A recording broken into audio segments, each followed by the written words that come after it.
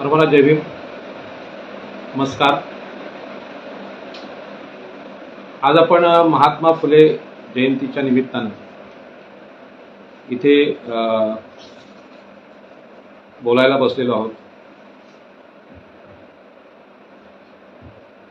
विषय अत्यंत महत्त्वाचा विषय आहे. केवळ महाराष्ट्रासाठी नाही तर देशासाठी अत्यंत महत्त्वाचा विषय आहे. महात्मा ज्योतिबा फुल्यांचं जे कार्य आहे त्या कार्याविषयी बोलत असताना आपल्याला हे लक्षात घेतलं पाहिजे की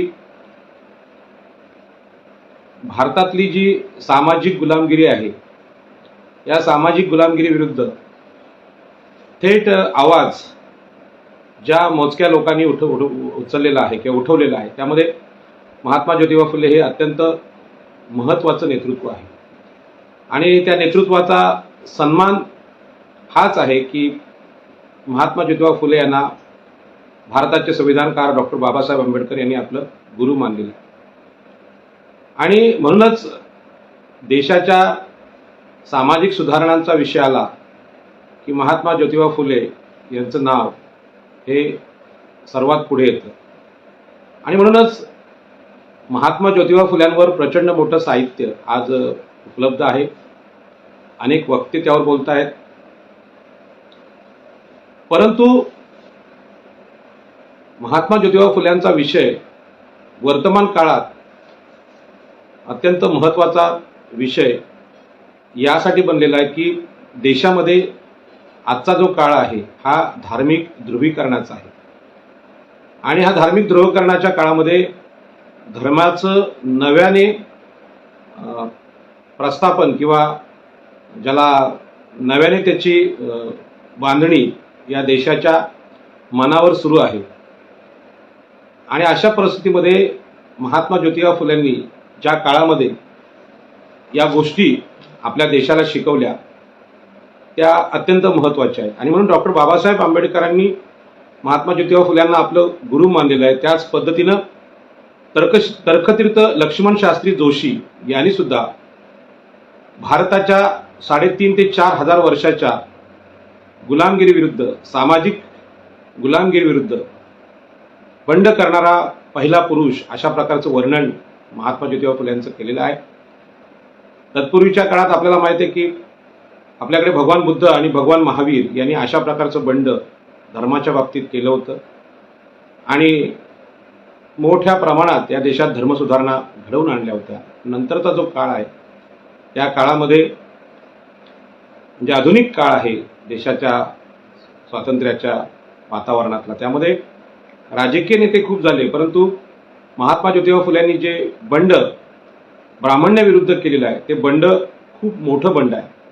आणि आज एक ओबीसींचा कार्यकर्ता म्हणून हे सांगावं लागतं की माळी जातीतून महात्मा ज्योतिबा फुले आणि सावित्रीबाई फुले या दाम्पत्यानं एकंदरीत महाराष्ट्राला जी मोठी परंपरा दिलेली आहे सुधारणेची आपल्याकडे फार सावधपणे लोक शब्द वापरतात.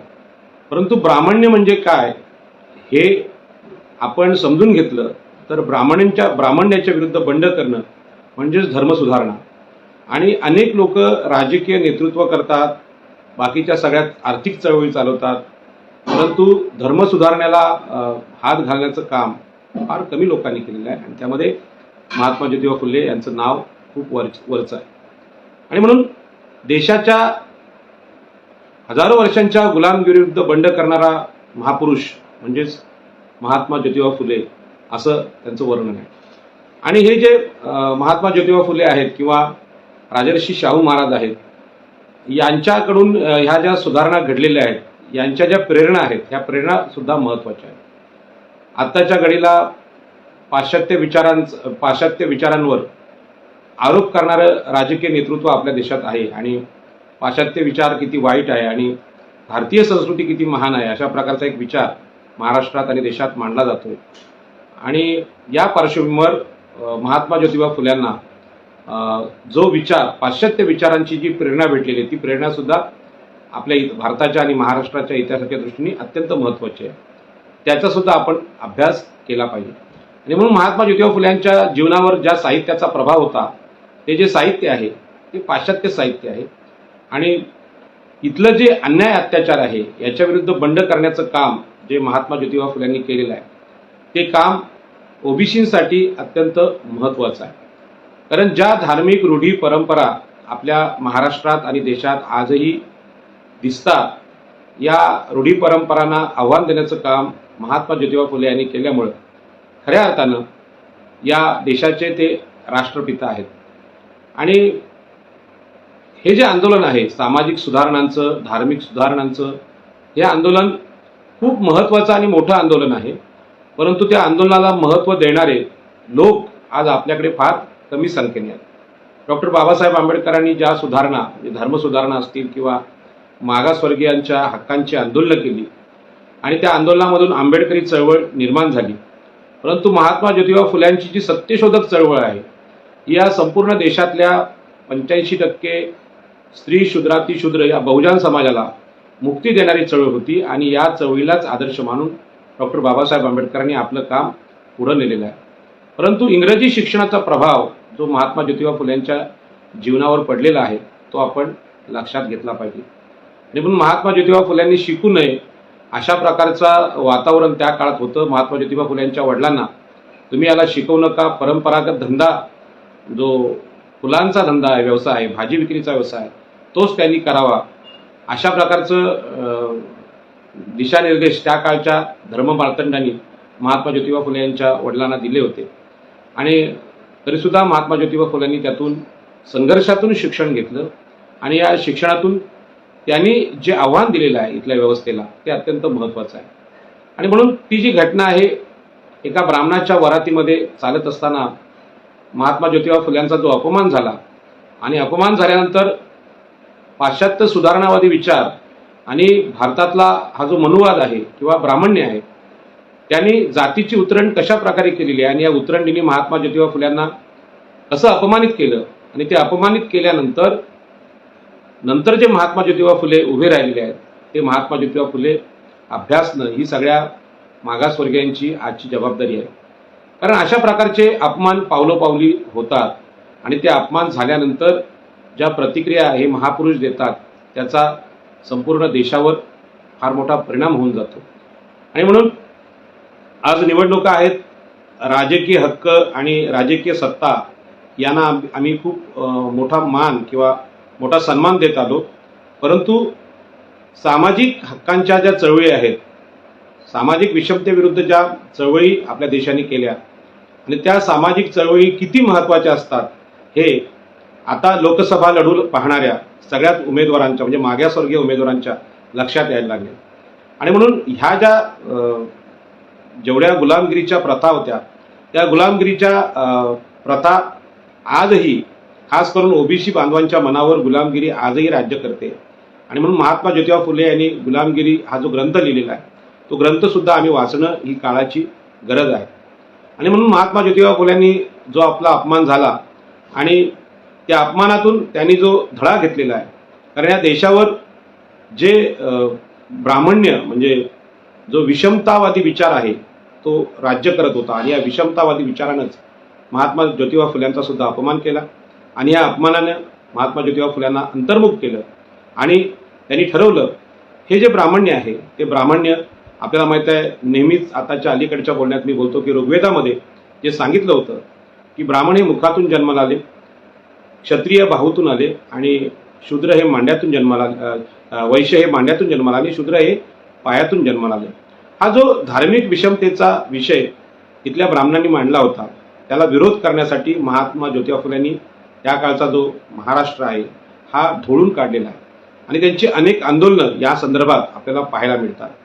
आणि ज्या काळामध्ये पेशवाईचा प्रभाव अजूनही महाराष्ट्रावर होता, ब्राह्मण्याचा प्रभाव होता आणि एकीकडच्या इंग्रजांच्या पाश्चात्य सुधारणा इंग्रजी शिक्षणामुळे आपल्याकडे येऊ पाहत होत्या, त्या काळामध्ये त्या साहित्याचा अर्थ लावून माणसाचे मानवी अधिकार काय आहेत आणि मानवी अधिकार भारतामध्ये नाकारणारा जो धर्म आहे आणि त्या धर्माचे प्रमुख ब्राह्मण यांच्या विरुद्ध बंड करताना महात्मा ज्योतिबा फुले यांनी त्या काळातल्या सगळ्याच समाज सुधारकांचा पाठिंबा घेतलेला आहे. त्यामध्ये अनेक ब्राह्मणांनी सुद्धा महात्मा ज्योतिबा फुले यांना मदत केलेली आहे, परंतु ते सुधारणावादी लोक होते आणि या ब्राह्मण्याविरुद्ध बंड करायला कुठलाही ब्राह्मण तयार नव्हता. त्याचं नेतृत्व महात्मा ज्योतिबा फुले यांनी केलेलं आहे. आणि म्हणून हजारो वर्षाच्या देशाच्या सामाजिक गुलामगिरीविरुद्ध बंड करणारा एक महापुरुष म्हणून महात्मा ज्योतिबा फुले यांच्याकडे पाहिलं जातं. आज आपण पाहिलं असेल की आत्ताच 14 एप्रिलला आंबेडकर जयंती आणि ती सुद्धा देशामध्ये मोठ्या प्रमाणात साजरी होत आहे. परंतु महात्मा ज्योतिबा फुल्यांची जयंती ज्या पद्धतीने साजरी व्हायला पाहिजे ती आपल्याला होताना दिसत नाही. आणि म्हणून अनेक ठिकाणी शिवजयंती, महात्मा फुले जयंती आणि आंबेडकर जयंती एकत्र करण्याचा एक चांगला उपक्रम आंबेडकरी चळवळीने घेतलेला आहे. परंतु महात्मा ज्योतिबा फुले हे आमचे महापुरुष आहेत, राष्ट्रपिता आहेत.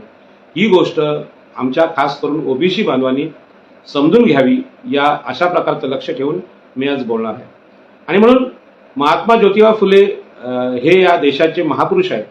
अर्थात धर्मसुधारणा करणारा जो कोणी महापुरुष असतो त्याला देशाबाहेर कसं पाठवायचं याचं उत्तम उदाहरण भगवान बुद्ध आणि महावीर यांच्या बाबतीत या देशाने घालून दिलं. इथल्या ब्राह्मणांनी अशा प्रकारची धर्मसुधारणा करणारे चारवाक असतील, भगवान महावीर असतील आणि भगवान बुद्ध असतील, यांना देशाबाहेर घालवण्याची उदाहरणं आपण पाहतो. आणि महात्मा ज्योतिबा फुल्यांचं जे व्यक्तिमत्व आहे हे यापेक्षा वेगळं नाही. इथल्या धर्मव्यवस्थेला आव्हान दिल्यामुळे महात्मा ज्योतिबा फुल्यांना इथले धर्ममार्तंड आजही मान्यता द्यायला तयार नाहीत. परंतु ज्यांच्यासाठी महात्मा ज्योतिबा फुल्यांनी मोठं कार्य केलेलं आहे त्या समाज बांधवांना याची आठवण आता आम्ही ओबीसीनी करून दिली पाहिजे असं मला वाटतं. आणि म्हणून मागच्या काळामध्ये मी हे सांगण्याचा प्रयत्न केला की काही एक 4-5 वर्षापूर्वी मुंबईमध्ये मांडवी कोळीवाड्यामध्ये महात्मा फुले जयंतीचा कार्यक्रम होता. त्या कार्यक्रमाला अनेक सुधारणावादी लोक, ओबीसीचे नेते हजर होते.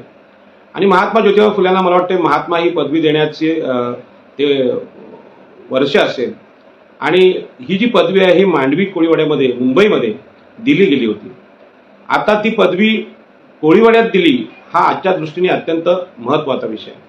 म्हणजेच मुंबईतलं जे वातावरण आहे ते वातावरण त्या काळात सुधारणावादी लोकांच्या अनुकूल वातावरण होतं. आणि म्हणूनच ही कोळी टोपी घालून बोलत असताना महात्मा ज्योतिबा फुले यांना महात्मा ही पदवी आमच्या मुंबईचे भूमिपुत्र आगरी, कोळी, भंडारी, इष्टिनेन, आदिवासी यांच्या माध्यमातून दिली गेली. आता सर्व समाजाचे लोक त्यावेळी तिथे उपस्थित होते आणि तरीसुद्धा ती कोळीवाड्यात दिली याला खूप महत्त्व आजच्या वातावरणामध्ये आहे असं मला वाटतं.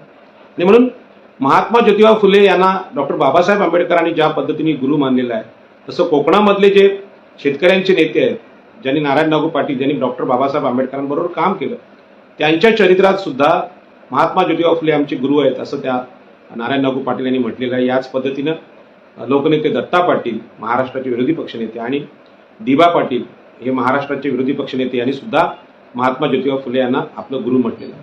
हे सांगायचं कारण असं आहे की महात्मा ज्योतिबा फुले हे माळी समाजातले होते आणि या कोकणामध्ये आगरी, कोळी, माळी, भंडारी अशा अनेक प्रकारच्या ओबीसी जाती आहेत. परंतु महात्मा ज्योतिबा फुलेंची आजची जयंती ही ओबीसी बांधव स्वतंत्रपणे साजरी करताना दिसत नाहीत. तर महात्मा ज्योतिबा फुले हे खऱ्या अर्थाने समाज सुधारणावादी आणि ओबीसींचा जो अपमान आहे, ओबीसींवरचा अन्याय आहे, SC ST अन्याय आहे ते महाराष्ट्रात उघड करणारे नेतृत्व असून सुद्धा आजचा समाज त्यांना आपलं गुरु मानायला तयार नाही. याचं कारण महात्मा ज्योतिबा फुलेंच्या कार्याची जी मांडणी आहे ती आपल्याकडे ज्या पद्धतीने व्हायला पाहिजे तशी झालेली नाही. आणि म्हणून स्त्री शिक्षणाची सुरुवात ही अजूनही अनेक लोकांना विशेष अशी वाटत नाही. परंतु हे सत्य आहे की ज्या काळामध्ये स्त्रियांना शिक्षणाचा अधिकार नाकारला होता, म्हणजे स्त्रियांना शिक्षणाचा अधिकार नाकारलेला आहे, ही गोष्ट आजचे धर्ममार्तंड मानायला तयार नाहीत. आणि महात्मा ज्योतिबा फुलेंनी जी स्त्री शिक्षणाची सुरुवात केली त्यामध्ये सर्वाधिक विद्यार्थिनी या ब्राह्मण समाजाच्या, त्यावेळी 4 विद्यार्थिनी होत्या. एक धनगर समाजाची विद्यार्थिनी होती आणि एक मराठा समाजाची होती. पण यामध्ये 4 ब्राह्मण स्त्रिया होत्या. यांना प्रथम शिक्षण देण्याचा मान महात्मा ज्योतिबा फुले आणि सावित्रीबाई फुले यांना जातो. त्या काळामध्ये मुलींना शिकवायला शिक्षिकाच मिळत नव्हती. मग ही शिक्षिका आणायची कुठून, तर स्वतःच्या पत्नीला सावित्रीबाईंनी शिक्षिका म्हणून घडवलं आणि तो शिक्षण देण्याचा मोठा प्रयत्न आपल्या देशामध्ये झाला. भारतातल्या स्त्री शिक्षणाची सुरुवात ही महात्मा ज्योतिबा फुले यांच्या काळात झाली, ही गोष्ट एवढी मोठी आहे की आमची भारतीय संस्कृती महान आहे, आमचं हिंदू राष्ट्र हे आता होणार आहे आणि हिंदू राष्ट्र झाल्यानंतर या देशामध्ये रामराज्य येणार आहे. अशा प्रकारच्या गोष्टी करणाऱ्या लोकांना मला हे सांगायचं आहे की हे जे रामराज्य आहे किंवा महाभारत आहे किंवा रामायण आहे, यामध्ये स्त्रियांच्या शिक्षणाची अवस्था काय होती किंवा अगदी पेशवाईच्या काळामध्ये सुद्धा स्त्रियांच्या शिक्षणाची अवस्था काय होती, स्त्रियांची अवस्था काय होती. आणि म्हणून स्त्री शिक्षणाची सुरुवात महात्मा ज्योतिबा फुले करतात. यामध्ये देशातली जी गुलामगिरी आहे त्याची जी मांडणी महात्मा ज्योतिबा फुले यांनी केली ती अत्यंत महत्त्वाची मांडणी आहे. त्यामध्ये त्यांचा जो शब्द आहे हा माझ्यासाठी तर अत्यंत आदर्श असा शब्द आहे. तो शब्द असा आहे की देशातली जी गुलामगिरी आहे ती मागासवर्गीयांची गुलामगिरी मांडताना महात्मा ज्योतिबा फुले म्हणतात, स्त्री शूद्राती शूद्र, म्हणजे पहिलं गुलाम हे आमच्याकडे स्त्रियांना केलेलं आहे, नंतर शूद्रांना म्हणजे आजच्या ओबीसीना, आणि नंतर SC ST यांना हजारो वर्षे या देशातल्या ब्राह्मणांनी म्हणजे ब्राह्मण्य जे आहे त्यांनी गुलाम केलं होतं. आणि ही परिस्थिती इंग्रजी शिक्षणाने इंग्रज इथे येण्यातून उघड झाली आणि ही परिस्थिती उघड झाल्यानंतर त्यातून फार मोठा निर्णय महात्मा ज्योतिबा फुले यांनी घेतलेला आहे. आणि म्हणून हा जो निर्णय आहे त्या निर्णयाच्या पार्श्वभूमीवर आपल्याला माहीत आहे की आपल्याकडे जे मनुस्मृतीचा जो विचार आहे किंवा ब्राह्मणी विचार आहे त्याच्यामध्ये 50% स्त्रियांना शिक्षण आणि मानवी अधिकार, संपत्तीचे अधिकार, सर्व प्रकारचे जगण्याचे अधिकार इथल्या व्यवस्थेने नाकारले होते. आजच्या काळात आम्ही सगळे आगरी, कोळी, कराडी, भंडारी, माळी हे हिंदू आहोत आणि या हिंदू लोकांनी हे महात्मा ज्योतिबा फुल्यांचं मोठेपण जर मान्य करायचं असेल तर इथल्या धर्मातले दोष सुद्धा मान्य करावे लागतील. कारण इथल्या मनुस्मृतीनं, इथल्या ऋग्वेदानं आणि त्यातल्या पुरुष सूक्तानं इथल्या सगळ्या समस्त मागासवर्गीयांना, त्यातल्या आम्हाला जन्म देणाऱ्या स्त्रियांना हा जो शिक्षणाचा अधिकार नाकारला होता, तो अधिकाराची सुरुवात सावित्रीबाई फुले आणि महात्मा ज्योतिबा फुले या दाम्पत्याच्या त्यागातून, प्रचंड टीका सहन करण्यातून आणि संघर्षातून झालेली आहे. हा या देशातला स्त्री शिक्षणाचा उदय आहे. आणि ही जी धर्मसुधारणा आहे किंवा सामाजिक चळवळ आहे ही एकंदरीत आपल्या समाज जीवनासाठी अत्यंत महत्त्वाची घटना आहे. आणि म्हणून आपल्याला माहिती आहे की भगवान बुद्धांनी जे आंदोलन आपल्या देशात 2000 वर्षापूर्वी, 2500 वर्षापूर्वी केलं, त्यामध्ये भगवान बुद्धांची मावशी महाप्रजापती हिने भगवान बुद्धांना सांगितलं की अरहंत होण्याचा मान जसा पुरुषांना आहे, मुक्तीचा किंवा हिंदूंच्या भाषेत मोक्षाचा जो मान पुरुषांना आहे, अशाच प्रकारचा अधिकार स्त्रियांना पण भेटला पाहिजे. आणि स्त्री पुरुष समानतेचं तत्व त्यांनी आपल्या जीवनामध्ये पहिल्यांदा मांडलं. त्यानंतर सुद्धा जी गुलामगिरी आहे त्या गुलामगिरीमध्ये या देशाची खरी गुलामगिरी स्त्रियांना अधिकार नाकारण्यात, स्त्रियांना शिक्षणाचे अधिकार नाकारण्यात आहे. हे महत्त्वाचं संशोधन महात्मा ज्योतिबा फुले यांनी केलं आणि त्यावर स्त्री शिक्षणाचा उपाय सुद्धा शोधलेला आहे. आणि तो उपाय स्वतःच्या परिवारातून सावित्रीबाई फुल्यांना शिक्षिका करून त्यांनी सुरू केलेला आहे. ही जी गोष्ट आहे ही गोष्ट महाराष्ट्रातल्या सगळ्याच चळवळीतल्या लोकांनी समजून घेतली पाहिजे. आणि ही समजून न घेतल्यामुळे महात्मा ज्योतिबा फुले यांचं मोठेपण आज आम्हाला समजत नाही. इशारा, शेतकऱ्यांचा असूड आणि गुलामगिरी हे जे ग्रंथ आहेत हे महात्मा ज्योतिबा फुलेंचे ग्रंथ आपण वर्तमान संदर्भामध्ये वाचले पाहिजे.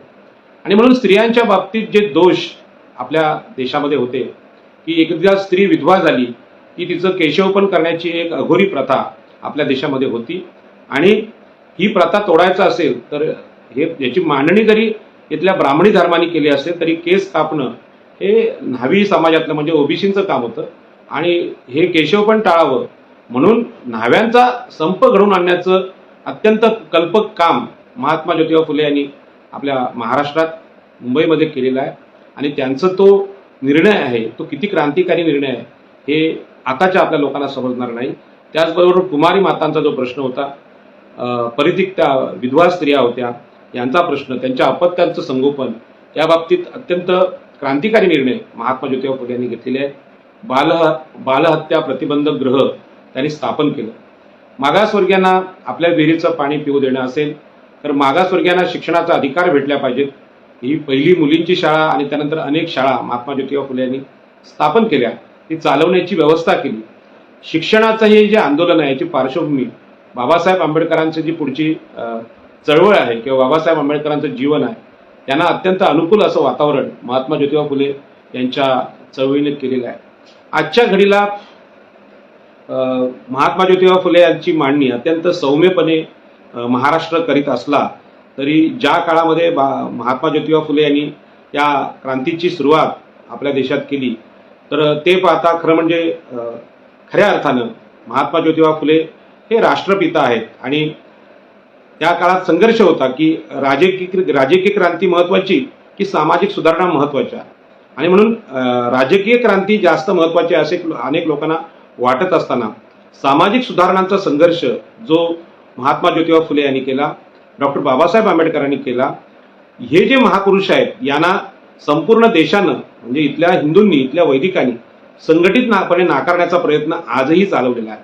परंतु जे जे शोषणातून आता बाहेर येत आहेत, जे जे मनुस्मृतीच्या दहशतीतून बाहेर येत आहेत, आणि आज जे आपण संविधान संपवण्याची भाषा आपल्या देशामध्ये चालू आहे, आम्ही संविधान संपवू म्हणजेच मनुस्मृती आणू, तर ही जी भाषा चालू आहे याच्यामध्ये खऱ्या अर्थाने पहिलं बंड हे महात्मा ज्योतिबा फुले यांनी केलेलं आहे, सावित्रीबाईंनी केलेलं आहे.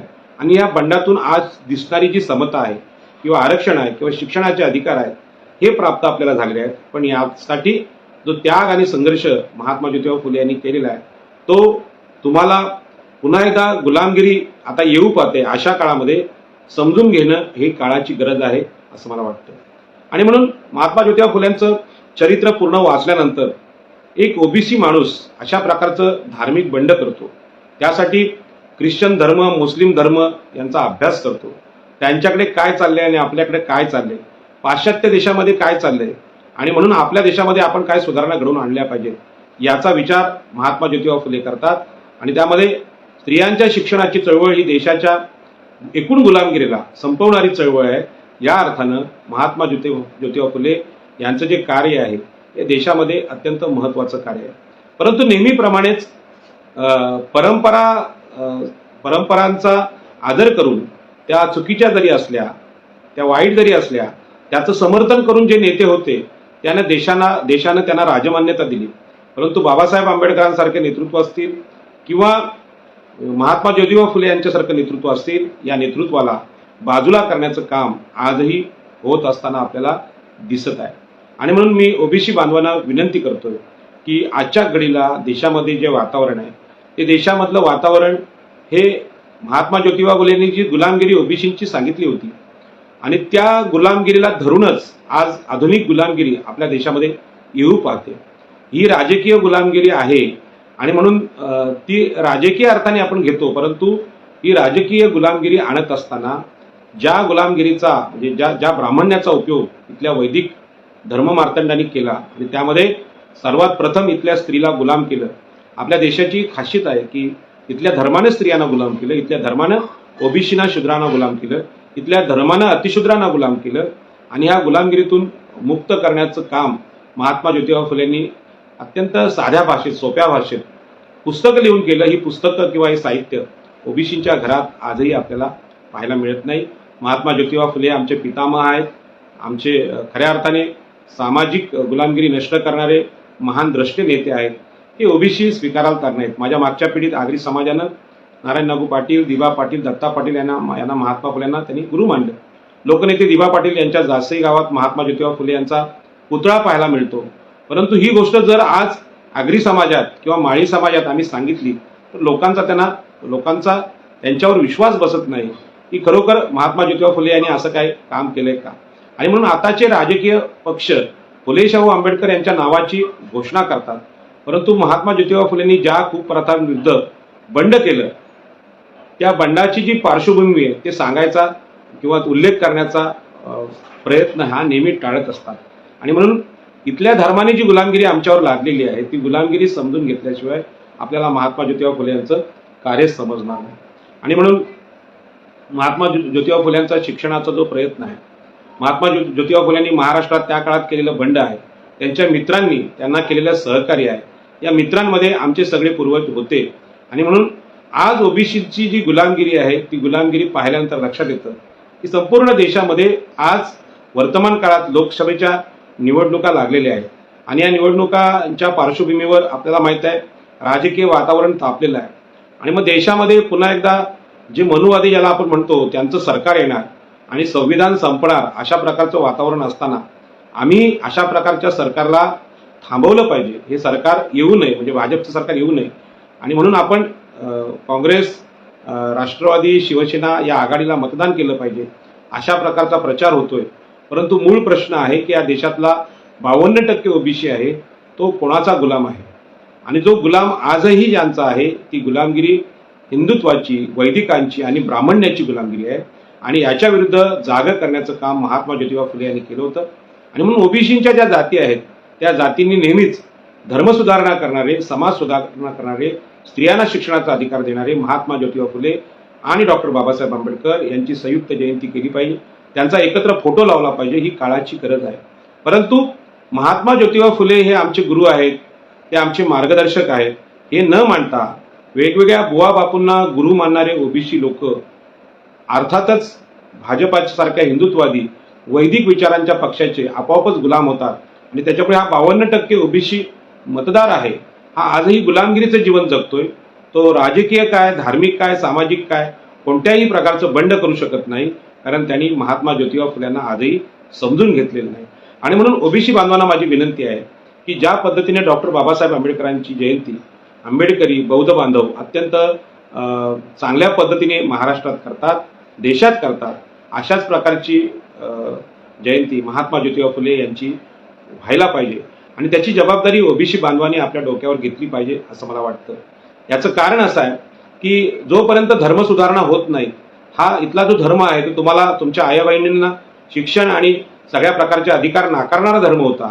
आणि म्हणून आमच्याकडे जर शिक्षणाचाच अधिकार शूद्रातिशूद्र आणि स्त्रियांना नव्हता तर हा देश गुलामच होणार.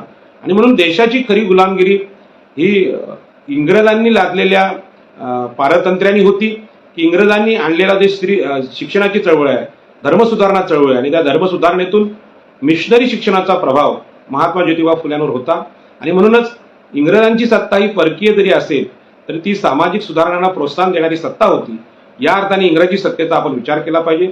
आणि दुसरीकडे ज्याचा अभिमान घेऊन आज राम मंदिर असेल किंवा हिंदुत्व असेल, हिंदुत्वाच्या नावाने मतं मागण्याचा प्रयत्न नरेंद्र मोदी, अमित शहा आणि भाजपा करतायत, तर हे नक्की काय आहे, ही गुलामगिरी काय हे ओबीसीना समजून यायचं असेल तर महात्मा फुल्यांचं साहित्य आम्ही वाचलं पाहिजे. आणि महात्मा फुले यांच्या जीवनातला जो संघर्ष आहे तो नक्की कशासाठी आहे हे सुद्धा समजून घेतलं पाहिजे.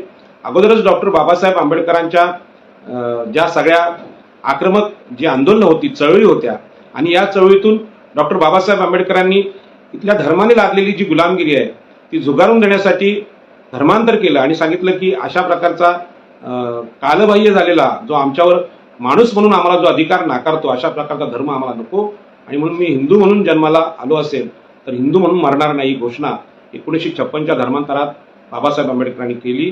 अशा प्रकारच्या या चळवळीची मूळ पार्श्वभूमी ही महात्मा ज्योतिबा फुले यांच्या जीवनात आपल्याला पाहायला मिळते. आणि त्यांनी आपल्या परीनं त्या काळामध्ये सगळ्या सहकार्यांचं सहकार्य घेऊन जी सुधारणा महाराष्ट्रात केली त्या सुधारणावर चर्चा करायला 1 तास पुरेसा नाही. आणि म्हणून या पद्धतीने मी सांगताना हे सांगेन की या देशातली 50% लोकसंख्या स्त्रियांची आहे, आणि स्त्रियांना शिक्षण नाकारणारा इथला मनुवादी धर्म आहे. या मनुवादी धर्माविरुद्ध, ब्राह्मण्यवादी धर्माविरुद्ध बंड करणारा महापुरुष म्हणजेच महात्मा ज्योतिबा फुले हे आहेत. आज जे राजकीय पक्ष आहेत ते महात्मा ज्योतिबा फुल्यांचं नाव घेतात, डॉक्टर बाबासाहेब आंबेडकरांचं नाव घेतात, राजर्षी शाहू महाराजांचं नाव घेतात, परंतु त्यांचं नाव घेण्याला काहीही अर्थ राहिलेला नाही. आणि म्हणून आपल्या देशाला लोक असं म्हणतात की पवित्र वचने बोलणाऱ्या लोकांचा अस्वच्छ देश किंवा घाणेरडा देश अशा प्रकारचं वर्णन आपल्या देशात केलं जातं, आपल्या देशाचं केलं जातं. डॉक्टर बाबासाहेब आंबेडकरांनी सुद्धा सांगितलं की या हिंदू तत्वज्ञानामध्ये तत्वज्ञान तर फार सुंदर आहे, परंतु प्रत्यक्ष या धार्मिक लोकांचा जो स्त्री शूद्राती शूद्र यांना येणारा अनुभव आहे तो अत्यंत घृणास्पद आहे, वाईट आहे. आणि म्हणून अशा प्रकारचा अनुभव महात्मा ज्योतिबा फुले यांनी घेतला होता. आणि नुसता अनुभव घेतला नाही तर त्या विरोधात बंड करण्याचं काम महात्मा ज्योतिबा फुले यांनी केलं. आणि त्या बंडामुळेच भारतीय संविधानाची निर्मिती झाली. म्हणून डॉक्टर बाबासाहेब आंबेडकरांचे जे गुरु आहेत त्यामध्ये संत कबीर आहेत, महात्मा गौतम बुद्ध आहेत आणि महात्मा ज्योतिबा फुले आहेत.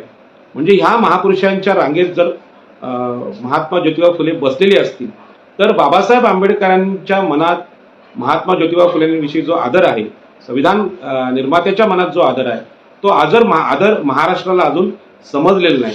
आणि म्हणून डॉक्टर बाबासाहेब आंबेडकर आपण समजून घेतले तर महात्मा ज्योतिबा फुले सुद्धा आम्हाला समजून येतील. आणि म्हणून महात्मा ज्योतिबा फुल्यांच्या बाबतीत महाराष्ट्रामध्ये, देशामध्ये इथल्या चुकीच्या रूढी परंपरा, धर्मसुधारणा आणि इथे लादलेली मागासवर्गीयांची गुलामगिरी हे उघड करण्याचं काम ज्या महात्मा ज्योतिबा फुले यांनी केलेलं आहे, तो जो विषय आहे, तो विषय आत्ताच्या ओबीसीसाठी अत्यंत महत्त्वाचा आहे. आणि म्हणून राजकीय निवडणुकांच्या पार्श्वभूमीवर आजच्या घडीला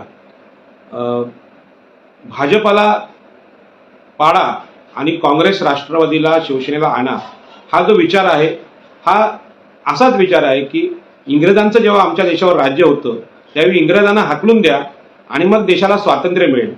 तो जो विषय होता त्या विषयाला छेद देण्याचं काम समाज सुधारकांनी केलं आणि त्यांचं असं म्हणणं होतं की इंग्रजांची सत्ता आम्हाला घालवता येईल, आपण ती नक्कीच घालू, पण इंग्रजांची सत्ता घालवण्या अगोदर या देशावर ज्यांनी गुलामगिरी लादले, ज्या वैदिकांनी, ज्या ब्राह्मणांनी जी गुलामगिरी लादलेली ती सामाजिक गुलामगिरी आहे.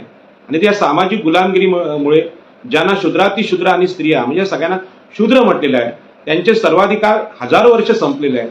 त्याच्यामुळे त्यांच्यावर एकाच वेळी आर्थिक विषमता आहे, सामाजिक विषमता आहे आणि राजकीय विषमता सुद्धा त्यामुळे त्यांच्यावर आलेली आहे. आणि म्हणून आधी धर्मसुधारणा ही आधी राजकीय सत्ता अशा प्रकारच्या वादामध्ये तत्कालीन समाज होता. आणि त्यामुळे राजकीय बाबतीत जरी महात्मा ज्योतिबा फुले उतरले असते तरी निश्चितपणे त्यांना मोठं राजकीय यश मिळालं असतं.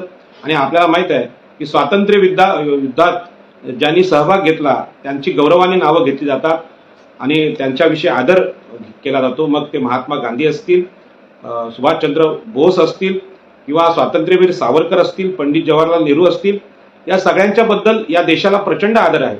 परंतु ज्यांनी धर्मसुधारणा केल्या त्यांच्याविषयी देशाला आदर नाही.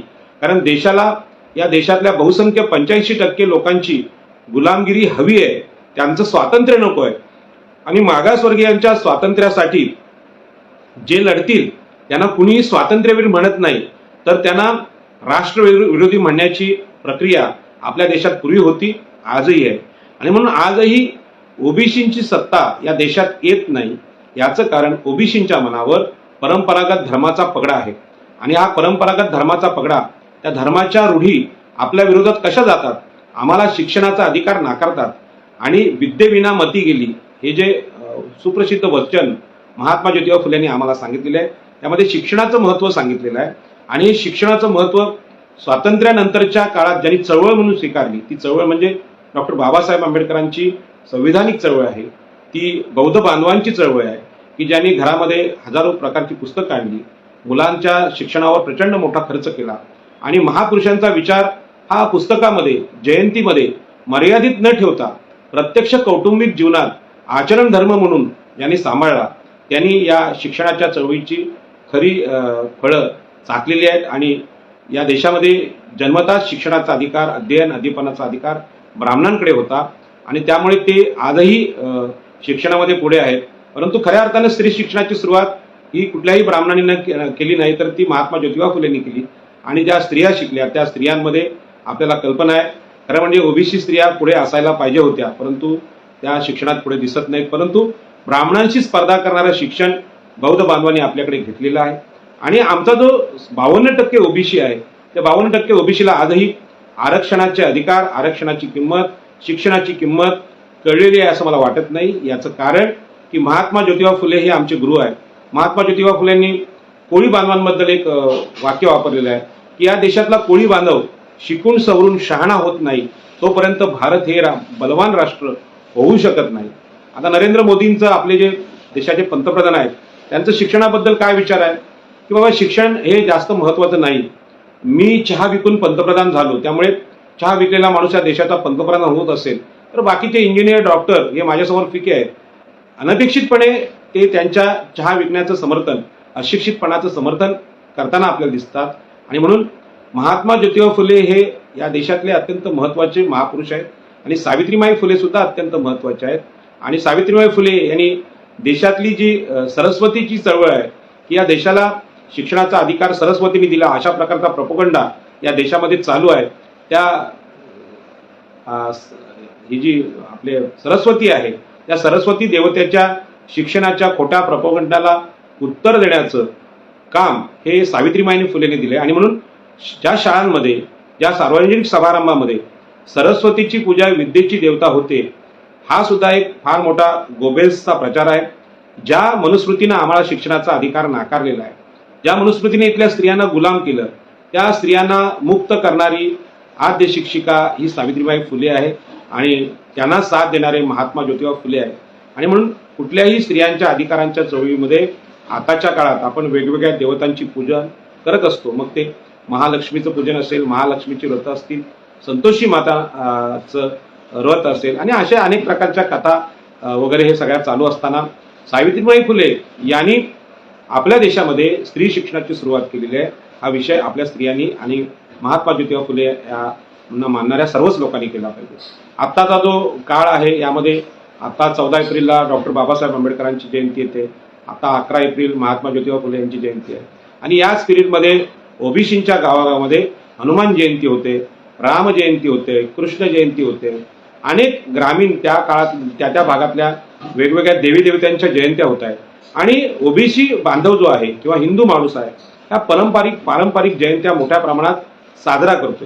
आणि हे जे महापुरुष आपले आहेत ज्यांनी खऱ्या अर्थाने या देशामध्ये धर्मसुधारणा घडवून आणल्या, त्यामध्ये महात्मा फुले यांची जयंती कुठला ओबीसी गाव साजरा करतोय असं जर चित्र कोणाला पाहायला मिळेल तर नक्कीच मला कळवा. त्या गावाचं आपण कौतुक केलं पाहिजे. परंतु अशा प्रकारचं महात्मा फुले हे या देशातले महापुरुष आहेत आणि त्या देशातली गुलामगिरी संपवण्यामध्ये त्याचा सिंहाचा वाटा आहे हे सांगणारी जयंती महात्मा ज्योतिबा फुले यांची कुठलंही गाव साजरं करताना दिसत नाही. याचं एक मानसिक कारण आहे की हिंदू धर्माचा पगडा ज्या ओबीसींच्या मनावर आहे त्यांना असं वाटतं की आपले सगळे उद्धारकर्ते हे दशावतार आहेत किंवा देव आहेत किंवा ह्या देवदेवता आहेत आणि म्हणून जयंती करायची असते ती देवाचीच करायची असते, ती माणसाची करायची नसते. अशा प्रकारचा एक संस्कार आपल्या देशामध्ये वेगवेगळ्या धर्माने लादलेला आहे. आणि म्हणून मागच्या काळात निवडणुकीच्या पूर्व काळात कोरोनाच्या काळामध्ये सुद्धा इथे हनुमान चालिसेचं आंदोलन माझी एका खासदारांनी केलेलं आहे. हनुमान चालिसा, घंटानाद अशा प्रकारची अत्यंत कालबाह्य झालेली आंदोलनं या देशामध्ये होत होती. परंतु या सगळ्या लोकांना महात्मा ज्योतिबा फुलेंनी केलेली क्रांती समजणार कशी हा मोठा प्रश्न आहे. आणि म्हणून आम्हा सगळ्या भारतवासियांना, भारतीय नागरिकांना जी सवय लागलेली आहे की आमचा उद्धार देवी देवताच करू शकतात, माणसाच्या हातात ते शक्य नाही, या सगळ्यांना माझं उत्तर आहे की ज्या डॉक्टर बाबासाहेब आंबेडकरांनी भारतीय संविधान लिहिलं आणि या देशामध्ये नवीन प्रकारचा जीवन विचार संपूर्ण देशाला दिला, कायदा दिला, ती व्यक्ती सगळ्या हाल अपेष्टा भोगणारी, जीवनातल्या संकटांना सामोरे जाणारी एक माणूस होती. आणि अशाच प्रकारचा एक महामानव म्हणजेच महात्मा ज्योतिबा फुले, ज्यांना संविधानकारांनी आपलं गुरु मानलेलं आहे. या महात्मा ज्योतिबा फुलेंनी जो संघर्ष केलेला आहे त्या संघर्षाच्या कथा आपण सांगायला गेलो तर खरोखर 1 तास पुरणार नाही. आणि याच पद्धतीनं सावित्रीमाईंचा जो संघर्ष आहे शिक्षणाची चळवळ चालवत असताना त्यांच्या अंगावर शेणाचे गोळे फेकणारे लोक कोण होते. जर तुम्ही अशा प्रकारचं शिक्षण आपल्या मुलींना दिलं तर तुमच्या जेवणाचं काय होईल, जेवणामध्ये किडे पडतील. किंवा या शिक्षण चळवळीचा एक बळी आहे बाहुली नावाची जी विद्यार्थिनी आहे, तिला ज्या पद्धतीने शिक्षण विरोधी लोकांनी मारलेलं आहे, लाडूमध्ये काचा टाकून तिला खायला दिलं आणि ती छोटी बालिका होती आणि तिचा मृत्यू झालेला आहे. तिचे वडील डॉक्टर होते.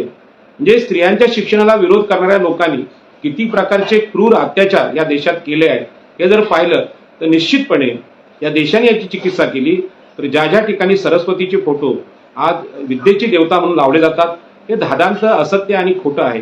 ज्या पद्धतीने ब्राह्मण हे मुखातून जन्माला आले, क्षत्रिय हे बाहूतून जन्माला आले आणि वैश्य हे मांड्यातून जन्माला आले आणि शूद्र हे पायातून जन्माला आले, ही थाप आपल्या देशात मारलेली आहे. हाच तो ब्राह्मणवाद आहे. या ब्राह्मणवादाला आव्हान देण्याचं काम भारतातला कुठलाच विचारवंत, कुठलाच राजकीय नेता आज करत नाही. सार्वजनिक ठिकाणी हे घडत नाही आणि त्याच्यामुळेच आजही आम्ही गुलाम आहोत. आणि ओबीसी आज भाजपला निवडून द्यायचं की काँग्रेसला यासाठीच या सगळ्या ब्राह्मण क्षेत्रीय वैश्य या सरंजामी पक्षाच्या पालख्या वाहताना पाहत आहे. महात्मा ज्योतिबा फुले यांची समता जी आहे त्या समतेचं तत्व घेऊन एक फार मोठी संघटना आपल्या देशामध्ये आहे. परंतु ही जी समतावादी चळवळ आहे ही समता कशाच्या विरुद्ध आहे? ही समता विषमते विरुद्ध आहे. आणि विषमतेचं दुसरं नाव आहे हा इथल्या देशातलं ब्राह्मण्य आहे, इथल्या देशातलं हिंदुत्व आहे, इथल्या देशातलं वैदिकत्व आहे आणि त्याचं आजचं नाव नरेंद्र मोदींची भाजपा किंवा संघ परिवार आहे. आणि जर ह्यांना नाकारायचं असेल, म्हणजे विषमता नाकारायचं असेल तर समता आणावी लागेल. परंतु समता आणण्यासाठी ते जे आंदोलन आहे हे स्वतंत्र बाण्याचं असलं पाहिजे आणि त्या आंदोलनाचं नेतृत्व महात्मा ज्योतिबा फुले, सावित्रीमाई आणि डॉक्टर बाबासाहेब आंबेडकरच करतील. त्या आंदोलनाचं नेतृत्व डॉक्टर हेडगेवार, गोळवळकर गुरुजी, स्वातंत्र्यवीर सावरकर हे करूच शकत नाहीत. आणि म्हणून ही जी धर्मसुधारणा आहे, महात्मा गांधींनी सुद्धा धर्मसुधारणेचा पुरस्कार कधी केला नाही. इंग्रजांची सत्ता घालवण्यासाठी महात्मा गांधींचं योगदान फार मोठं आहे, त्याबद्दल त्यांच्याविषयी आम्हाला आदरच आहे. परंतु खऱ्या अर्थाने हा देश मोगल, पोर्तुगीज, इंग्रज या लोकांचा गुलाम नव्हता, तर हा देश इथल्या उच्चवर्णीय ब्राह्मणांचा, ब्राह्मण्याचा, मनुस्मृतीचा आणि ऋग्वेदातल्या पुरुष सूक्ताचा गुलाम होता. आजही गुलाम आहे. आणि आजही ओबीसींची गुलामगिरी घालवायची असेल तर महात्मा ज्योतिबा फुले आणि डॉक्टर बाबासाहेब आंबेडकर आणि सावित्रीमाई यांचे फोटो घराघरात लागले पाहिजेत. आणि त्यांची चरित्र नक्की काय सांगतात, त्यांना विरोध कोणी केला, त्यांचा संघर्ष कशा विरुद्ध होता, ब्राह्मण्य म्हणजे काय, हे ब्राह्मण्य म्हणजे फार पवित्र आहे अशा प्रकारचा समज आजही लग्नविधी आणि पिंडदान विधीमध्ये ब्राह्मणांना गुरु मानणाऱ्या ओबीसींनी जपलेला आहे. परंतु ह्याच ब्राह्मणांनी इथल्या ओबीसी, एससी, एसटी यांच्या शिक्षणाला विरोध केला होता, धर्मसुद्धा त्यांच्या अधिकारांना विरोध केला होता. आणि अधिकार देण्यासाठी जो महात्मा ज्योतिबा फुले यांनी संघर्ष केला आहे तो आमच्या आजच्या राजकीय हक्कांसाठी सुद्धा संघर्ष होता.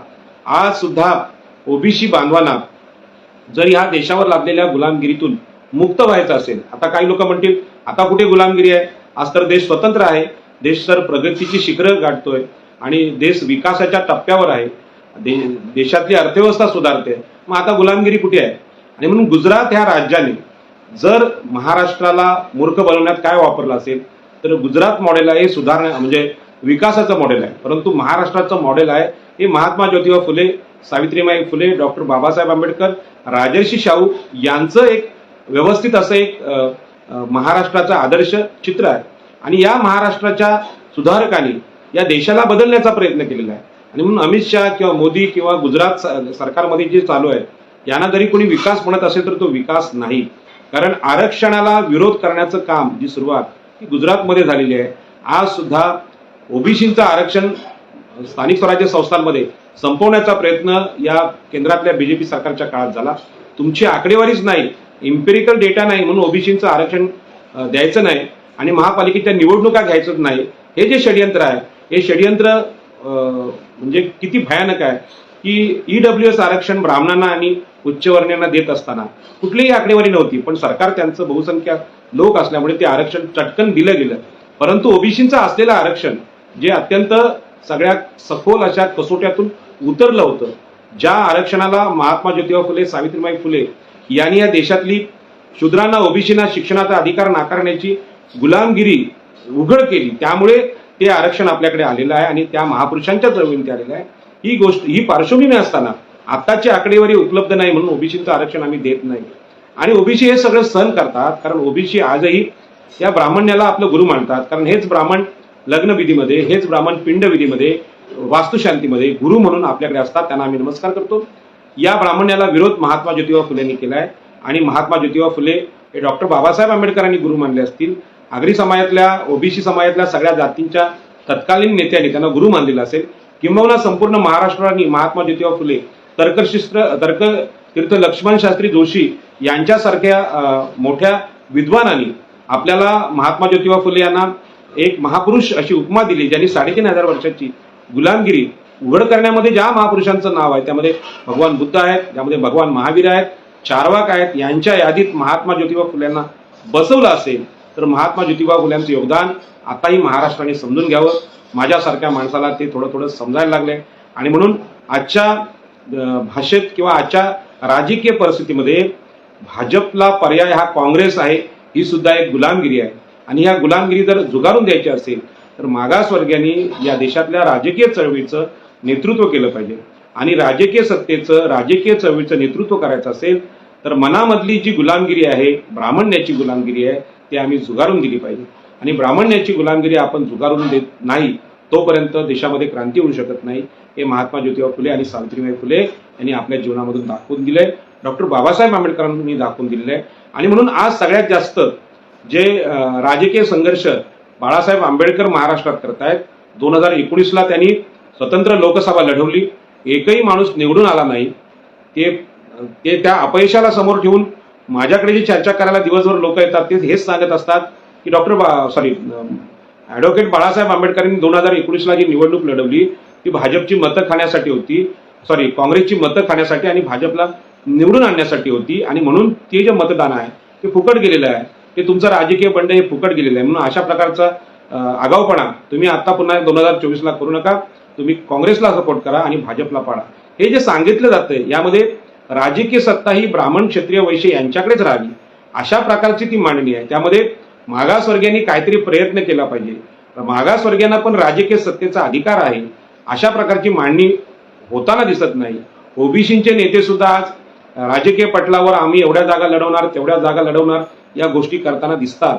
परंतु ओबीसीची जी अवस्था आहे त्यामध्ये शिक्षणाचा अधिकार असेल, आरक्षणाचा अधिकार असेल, सामाजिक समता असेल, धार्मिक अधिकार असतील, सामाजिक समतेचे मानवी अधिकार असतील, याच्याविषयी कोणीही बोलता येत नाही, कोणीही बोलत नाही. आणि म्हणून असे ओबीसी आर्थिक विषमतेमध्ये अडकलेले आहेत.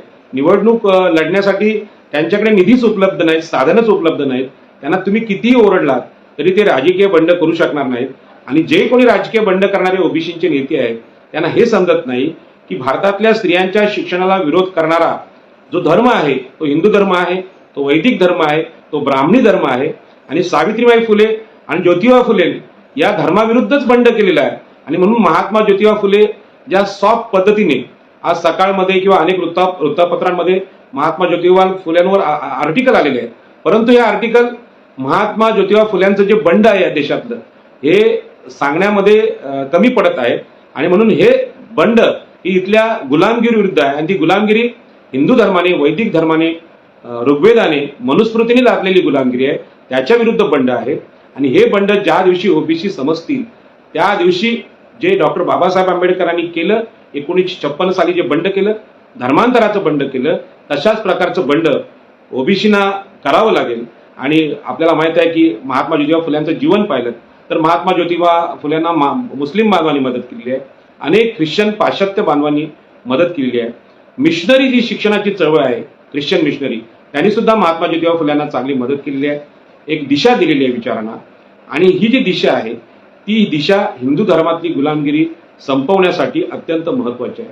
आणि म्हणून आपल्या हिंदू धर्माच्या पलीकडे जाऊन मुस्लिम लोक काय करतात, ख्रिश्चन लोक काय करतात, पाश्चात्य लोक काय करतात हे पाहण्याची नजर महात्मा ज्योतिबा फुले यांच्या आंदोलनाने आम्हाला दिलेली आहे. आम्ही असं पाहत नाही आणि आजही आम्ही गर्वशे कवम हिंदू असं म्हणतो. पण गर्व कशाचा बाळगायचा?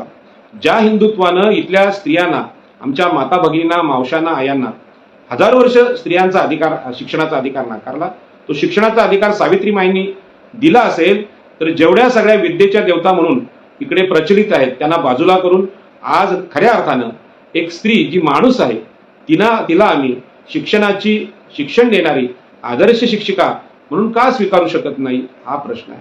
आणि म्हणून माणूसच या देशाला, या जगाला बदलू शकतो. माणसाच्या शक्तीवरचा हा विश्वास डॉक्टर बाबासाहेब आंबेडकरांची जयंती देते, महात्मा ज्योतिबा फुल्यांची जयंती देते, सावित्रीबाई फुल्यांची जयंती देते. आधुनिक युगाचे, आधुनिक भारताचे हे जे शिल्पकार आहेत, या शिल्पकारांना प्रामाणिकपणे आम्ही तेव्हाच मानू जेव्हा आम्ही हनुमान जयंती, राम जयंती, कृष्ण जयंती या जयंत्यांना पर्याय इथल्या धर्मसुधारणा, शिक्षण सुधारणा करणारे जे लोक आहेत, महात्मा ज्योतिबा फुल्यांसारखे महापुरुष आहेत, राजर्षी शाहू महाराजांसारखे आरक्षणाचे जनक आहेत, छत्रपती शिवाजी महाराज जे भूमिहीनांचं, रयतेचं स्वराज्य निर्माण करतात, पारंपरिक आरमाराला, सागर प्रवासाला विरोध करणाऱ्या ब्राह्मण्याला ठोकवून देतात आणि आपल्या आईला, जिजाऊला देवी देवतांपेक्षा मोठा सन्मान देतात, अशा प्रकारचे क्रांतिकारी महापुरुष आहेत. यांच्या जयंत्या आम्ही साजऱ्या केल्या पाहिजेत. आणि छत्रपती शिवाजी महाराजांच्या विषयी पहिली त्यांची जी समाधी आहे रायगडावरची ती शोधून काढण्याचं काम सुद्धा महात्मा ज्योतिबा फुले यांनी केलेलं आहे. आणि कॉम्रेड गोविंद पानसरे यांनी जे छत्रपती शिवाजी महाराज आपल्याकडे सांगितलेले आहेत ते छत्रपती शिवाजी महाराज आज युट्यूबवर उपलब्ध आहेत किंवा पुस्तक रूपाने उपलब्ध आहेत, ते आपण ऐकले म्हणजे छत्रपती शिवाजी महाराजांना सुद्धा महात्मा ज्योतिबा फुले यांनी फार मोठा सन्मान दिलेला आहे. त्या सन्मानाचा अर्थ आपल्याला समजेल. आज डॉक्टर बाबासाहेब आंबेडकरांनी महात्मा फुलेंना आपलं गुरु मानलेलं आहे. त्याचा अर्थ समजून घ्यायचा असेल तर प्रथम डॉक्टर बाबासाहेब आंबेडकरांना समजून घ्यावं लागेल. आगरी समाजासाठी, कोळी समाजासाठी, माळी समाजासाठी मी सांगू इच्छितो की आगरी नेते नारायण नागू पाटील यांनी महात्मा फुल्यांना आपलं गुरु मानलं होतं. लोकनेते दिबा पाटील जे पनवेलचे फार मोठे प्रकल्पग्रस्तांचे नेते आहेत, ज्यांनी सिडको विरुद्ध आंदोलन केलं. ॲडव्होकेट दत्ता पाटील यांनी सेज विरुद्ध आंदोलन केले. यांनी सुद्धा महात्मा ज्योतिबा फुले यांना आपलं गुरु मानलं होतं. कोकणामध्ये अनेक बुवा बापू आज प्रसिद्ध आहेत, त्यांना मोठमोठे पदव्या मिळतात. महाराष्ट्र भूषण भेटते, उद्या भारतरत्न सुद्धा मिळेल. कारण या सरकारच्या दृष्टीने गुलाम मतदार निर्माण करण्याचं काम बुवा बापू करतात आणि म्हणून त्यांना शासन वेगवेगळे पुरस्कार देते. परंतु आद्य शिक्षिका किंवा स्त्री शिक्षणाची चळवळ ज्या सावित्रीबाई फुलेंनी केली, त्यांना अशा प्रकारचे राष्ट्रीय पुरस्कार देण्यासाठी शासन तयार नाही. कारण जे शासनकर्ते आहेत ते आम्हाला शिक्षण नाकारणाऱ्या चळवळीचं नेतृत्व करणारे लोक आहेत. त्यांना अपेक्षित असलेलं रामराज्य हे शंभुकाला शिक्षणाचा अधिकार नाकारतं. त्यांना अपेक्षित असलेलं हस्तिनापूरचं, पांडवांचं किंवा महाभारताचं जे राज्य आहे ते राज्य सुद्धा एकलव्य सारख्या आदिवासीला शिक्षण नाकारतं. आणि म्हणून इथल्या धर्माला हात घालण्याचं काम हे महात्मा ज्योतिबा फुले यांनी केलेलं आहे. हे सत्य या निमित्ताने मी सांगू इच्छितो. खरं म्हणजे या विषयावर बोलण्यासारखं खूप आहे, परंतु ते आत्ताच्या काळामध्ये बोलणं वेळेनुसार अवघड आहे.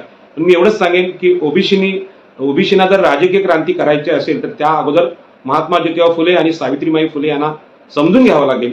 ते जर आम्ही समजून घेतलं तर शिक्षणाची चळवळ आम्ही आमच्या घरामध्ये प्रबोधनाची चळवळ आणू शकतो. ही चळवळ आज आंबेडकरी चळवळीनं आत्मसात केलेली आहे आणि ती शिक्षणाची चळवळ आत्मसात केल्यामुळे ते शिकून फार पुढे गेलेले लोक आहेत. अशा प्रकारचं प्रशासनामध्ये पुढे आम्हाला जायला लागेल आणि धर्माला आव्हान देण्याची जी ताकद महात्मा ज्योतिबा फुले यांच्याकडे आलेली आहे, तशा प्रकारचं धाडस आम्हाला करावं लागेल. आणि हे धाडस केलं तरच राजकीय सत्ता आमची येऊ शकते. बाकी जे ओबीसी नेते आज या ब्राह्मण्यवाद्यांची गुलामगिरी करतात, धार्मिक गुलामगिरी करतात, ते खऱ्या अर्थाने राजकीय जीवनात यशस्वी होऊ शकत नाहीत. कारण डॉक्टर बाबासाहेब आंबेडकरांनी सांगितलं होतं, मनाचं स्वातंत्र्य हे सगळ्यात महत्वाचं स्वातंत्र्य. मनाने आपण त्याच व्यवस्थेचे गुलाम आहोत. कारण आमच्या महापुरुषांना आम्ही अजूनही समजून न घेतल्यामुळे आम्हाला महात्मा ज्योतिबा फुले या शब्दाचा अर्थ कळत नाही. महात्मा ज्योतिबा फुले आणि महात्मा गांधी हे तुम्हाला दोघेही राष्ट्रपिता वाटत असले तरी महात्मा गांधींची राजकीय चळवळ सोडली तर त्यापेक्षा जास्त मोठी चळवळ ही महात्मा ज्योतिबा फुलेंची आहे. कारण या देशाला शिक्षित करण्याचं, चुकीच्या रूढी परंपरापासून मुक्त करण्याचं धर्मविरोधी काम करणं म्हणजे टीकेला सामोरं जाणं. धर्मविरोधी काम करणं म्हणजे स्वतःला देशद्रोही घोषित करणं धर्म मार्तंडांकडून. अशा प्रकारची अत्यंत आगीत घुसण्याचं काम, आगीत हात घालण्याचं काम महात्मा ज्योतिबा फुले आणि सावित्रीबाई फुले आणि डॉक्टर बाबासाहेब आंबेडकर यांनी केलेलं आहे. राजर्षी शाहू महाराजांनी अशा प्रकारचं काम केलं, त्यावेळी लोकमान्य टिळकांकडून त्यांना विरोध झाला होता. आणि म्हणून या देशामध्ये जे धर्म सुधारणा करायला जातात त्यांना कधीच सन्मान मिळत नाही आणि त्यांना हद्दपार व्हावं लागतं. हा अनुभव भगवान महावीर आणि भगवान गौतम बुद्धांनी केलेला आहे. आणि म्हणूनच कदाचित इथला ओबीसी आहे तो गुलामीत जगणं पसंत करतो आणि गुलामीत एक वेगळ्या प्रकारचा आनंद आहे. कोणालाही धोका पत्करावा लागत नाही, संघर्ष करावा लागत नाही. आणि म्हणून ओबीसी स्वतंत्रपणे आज निवडणुका लढायला तयार नाहीत. ही लोकसभा आम्ही लढवावी आणि इथल्या ब्राह्मण, मराठा, वैश्य यांना यांच्या सत्तेला, मनुस्मृतीच्या सत्तेला आव्हान द्यावं अशा प्रकारची हिंमत ओबीसी लोकांमध्ये दिसत नाही. मी या महात्मा फुले जयंतीनिमित्त आदरणीय बाळासाहेब आंबेडकर यांना मनापासून शुभेच्छा देतो.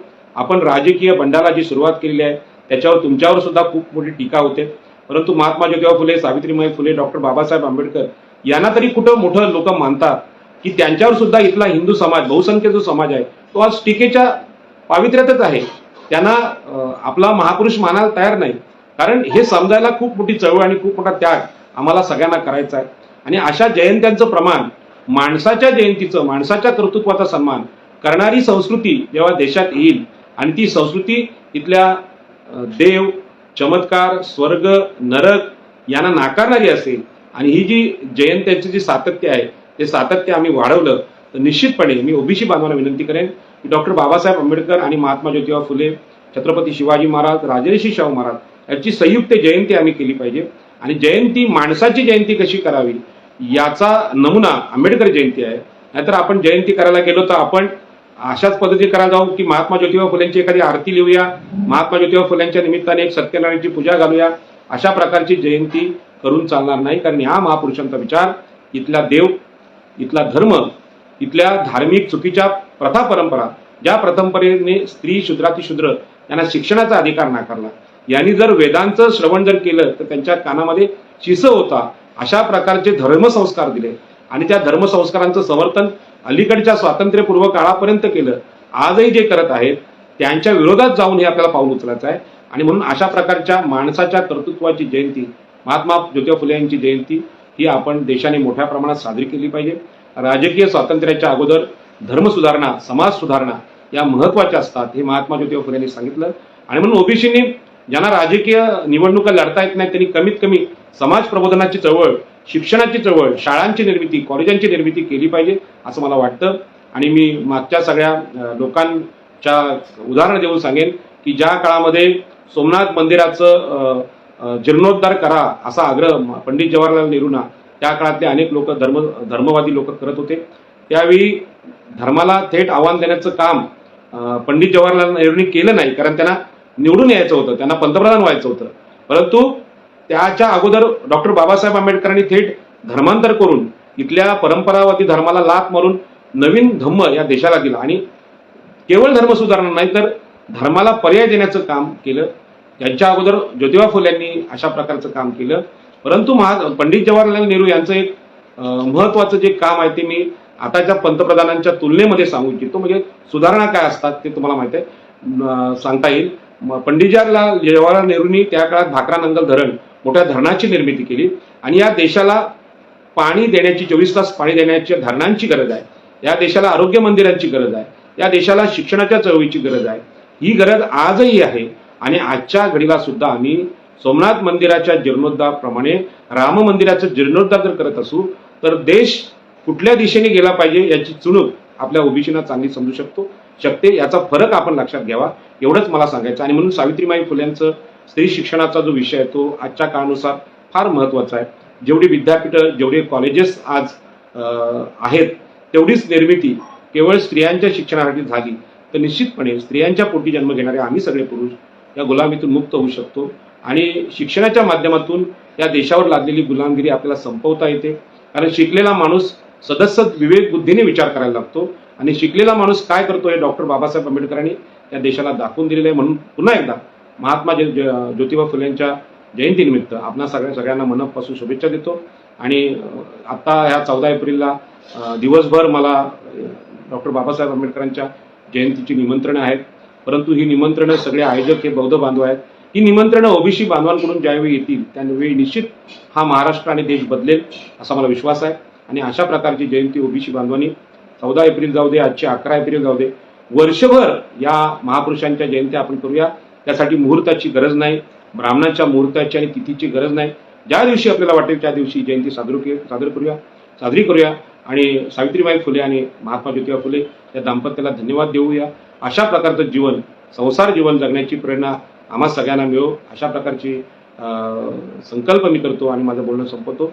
जय हिंद, जय महाराष्ट्र, नमो.